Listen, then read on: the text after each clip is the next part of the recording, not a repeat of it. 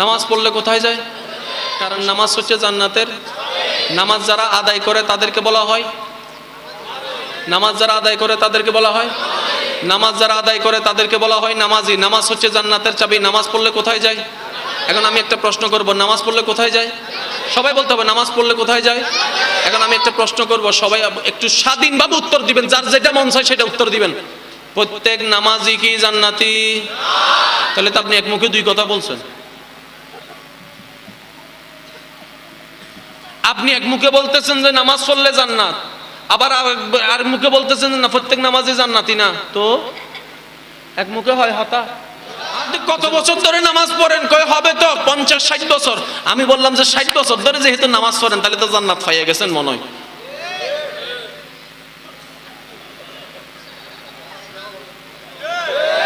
ষাট বছর নামাজ পড়ে এখনো জান্নাতের চাবি পান নাই? নামাজ জান্নাতের। 60 বছর পর্যন্ত আপনি নামাজ পিছনে দৌড়াচ্ছেন, তাহলে চাবি তো এতদিনে পাইয়া যাওয়ার কথা। কয় এখনো আপনি 60 বছরে পান নাই, আপনি আমার আবার নামাজ পড়ে জান্নাতে নিয়ে যেতে চাচ্ছেন, ব্যাপার কি? আগে নিজের চাবিটা তো খুঁজে দেখেন, তারপরে না চাবি দিবেন। এখন আপনারা, আমি একটা কথা বলি, বিবেকবান এখানে আমি যতটুকু দেখছি সবাই শিক্ষিত সমাজ, তর্ক বিতর্ক করার মানুষ না, জানার মহাব্বতের মানুষ এখানের উপস্থিতি বেশি। What is this? চাবি ইজ ইকুয়াল টু সম্পত্তি, ঠিক না বেঠিক? যদি আমার মতো কেউ কেউ ফালতু চাবি রেখে দেয়, চাবি তোরা ভারী করি বেল্লা, ইয়ে আলাদা জিনিস। তারপরেও চাবি ইজ ইকুয়াল টু কি? সেজন্য আগের সময়, এখন তো নাই, সব কিছু ডিজিটাল। আগে আমাদের ওই দাদি নানিরা চাবি রাখতো।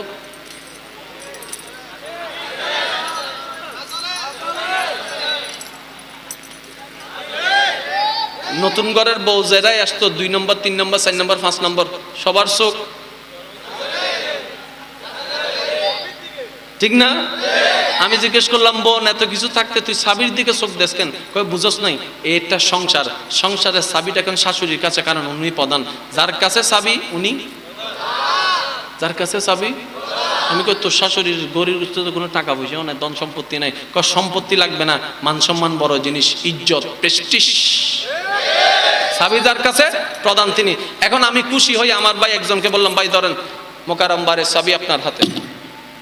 মাহফিল শেষ করে আমি চলে গেছি, সবাই বলতেছে বাপরে বাপ, তুই যে বাগবিতে মোকাররম বাড়ি, তোরে নসি নিয়ে রে চাবি দিয়ে তোর ধন সম্পদ দিয়ে বাবা বাবা। চতুর্দিকে নাম ছড়াই ফেলছে যে মোকাররম বাড়ি আসছে, চাবির মালিক বানাই দিয়ে গেছে কাকে? আব্দুল করিমকে। আব্দুল করিম এত আনন্দ উল্লাস শুনে বলে যে, ভাই প্লিজ একটু ক্ষমতা দে, একটু দাঁড়া, আমাকে কিছু বলতে দে। তুই আর কি কইবি, তুই তো কোটিপতি গেছ, বারিশার নাতি চাবি পাইছ যেহেতু তুই কোটিপতি। কয় চাবি তো পাইছি, কোন তালার চাবি এটা তো জানি না। চাবি তো পাইলেন, তালা কো? তাহলে একটা কাজ করেন, চাবি আপনাকে দিই, যে কোনো দোকানে যাইয়া তালা যেখানে পাইবেন গুতান, তারপরে ফিটে গুতাই দিব। জান্নাত কয়টি? এখন আমি বলবো আপনারা শুধু মিলাবেন। রমজান মাস আসলে আপনাদের খতিব সাহেব যখন ওয়াইজ করে, ওয়াইজের মধ্যে একটা কথা বলে, রোজাদারদের জন্য জান্নাতের একটা দরজা আছে, দরজার নাম রোজাদারদের জন্য নির্দিষ্ট একটা গেটের নাম আছে, নামাজের জন্য নির্দিষ্ট। ও নামাজি ভাই, মাইকের আওয়াজ যতদূর যাচ্ছে, আমার একটা প্রশ্ন তোমাদের হাতের মধ্যে ছেড়ে দিলাম। রোজার জন্য তো রোজাদারের জন্য দরজা নির্দিষ্ট, নামাজকে বলল জান্নাতের চাবি, কোন দরজার চাবি বলে না? তো চাবি নিয়ে যদি গুতাগুতি করো, মায়ের খাওয়ানোর সম্ভাবনা নাকি প্রত্যেক নামাজে জান্নাতুল ফেরদৌস যাইব গই? ইল্লা আছে বাংলার জ্ঞান। নামাজ তুমি পাইলা, নামাজ তুমি বুঝলা না। আলহামদুলিল্লাহ কার প্রশংসা? মাশাআল্লাহ কার প্রশংসা? লা ইলাহা ইল্লাল্লাহ কার প্রশংসা? বিসমিল্লাহ কার প্রশংসা? আমি প্রশ্ন রাখলাম, ও নামাজি ভাই, এতগুলা শব্দ আল্লাহর প্রশংসা থাকলে আলহামদুলিল্লাহ দিয়ে কেন নামাজ শুরু করো না? মাশাআল্লাহ দিয়ে কেন শুরু করো না? বিসমিল্লাহ দিয়ে কেন শুরু করো না? আল্লাহু আকবার দিয়ে কেন শুরু করো? সুবহানাল্লাহ দিয়ে করো। কয় না, আল্লাহু আকবার বলতে হবে। আমি বললাম কেন? কই ন জানি এনে এনে। এবার অঙ্ক যারা করে তারা হুজুর করো, অঙ্ক কি বুঝে করতে হয় না মুখস্থ করতে হয়? কারণ মুখস্থ করলে যে কোনো সময় প্রশ্নের মধ্যে প্লাসের জায়গায় মাইনাস চলে আসতে পারে। আর পুরো অঙ্ক তুমি মুখস্থ করে করবা, 3 পৃষ্ঠা শেষ হইব জিরো। আমি বললাম স্যার আমি তো 3 পৃষ্ঠা লিখছি, অন্তত আমার কালির দামগুলা তো দেন। 1 নম্বর হইলে আমার কালির দাম কয় এই তুই অঙ্ক মুখস্থ করছস না? মুখ সারে এলমে গায়েব জানে সারে কই দূরে বেড়া এলমে গায়েব জানে। আয় দেন না প্লাস জায়গা মাইনাস করে দি, তুই তো প্লাসের অঙ্ক কইছস, এই তো মাইনাসের অঙ্ক তাহলে ধরি বেলা এদের সোর। কথা বলেন না কেন? কষ্ট হচ্ছে আপনাদের? আল্লাহু আকবার। প্রত্যেকটা নামাজের গভীর মনোযোগ। আল্লাহু আকবার।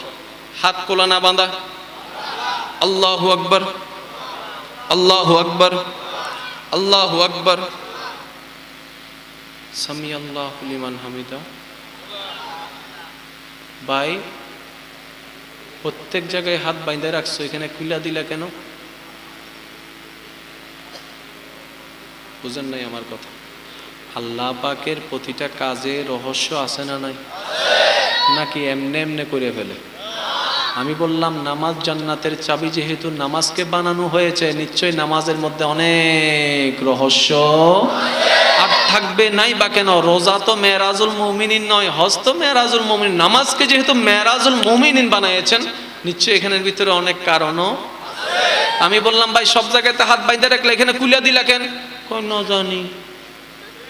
এখন আপনারা বলেন বুঝে নামাজ পড়া আদায়কারী না বুঝে নামাজ আদায়কারী কি এক? সেজন্যই আপনাদের প্রথমে বলেছিলেন প্রত্যেক নামাজই জান্নাতি নয়। কথা কি বুঝতে পেরেছেন? আসুন আসুন গভীর মনোযোগ দিয়ে শুরু করুন। নামাজ কার? নামাজ কার?